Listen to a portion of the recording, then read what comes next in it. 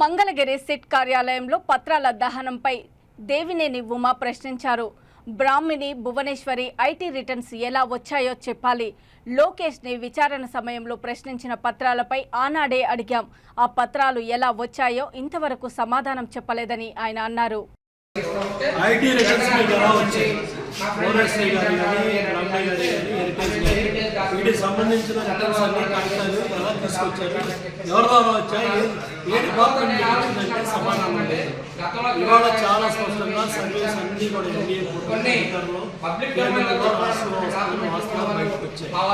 ఎవరైతే chit seat Raghurama Reddy ఉన్నాడో ఆ రఘురామరెడ్డి సంబంధించిన సిబ్బంది అంతా కూడా హెరిటేజ్ సంబంధించిన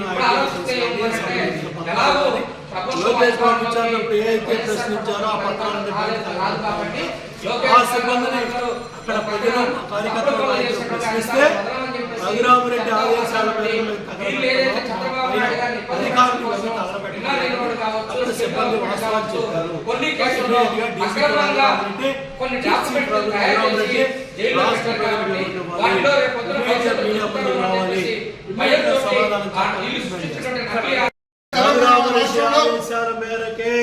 అంతకుముందు అధికారులందరూ కూడా వాళ్ళు చేసిన తప్పులు కప్పుకోవడానికి పత్రాలు తగలబెట్టారో ఆ రకంగా ఇక్కడ చేస్తున్నారు.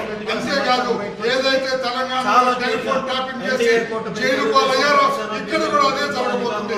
ఇప్పటికైనా మీ టెలిఫోన్ ట్యాపింగ్ మీద ఒక ప్రకటన చేయాలని చెప్పి కూడా డీజీపీని డిమాండ్ చేస్తూ ఇటువంటి తప్పుడు పనులు చేస్తే ఏ అధికారిని కూడా వదిలేదని చెప్పి తెలియజేస్తారు. రాజేంద్రనాథ్ రెడ్డి వివరణ ఇవ్వాలి. చీఫ్ ఎవరైతే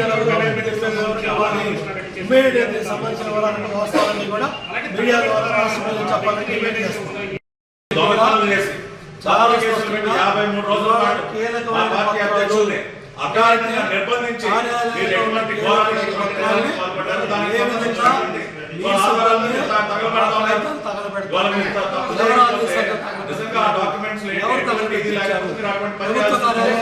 సిట్ కార్యాలయం ముందే ఎలా జరిగింది ఇవన్నీ కూడా సీఈఓ కూడా కంప్లీట్ చేస్తారు. చాలా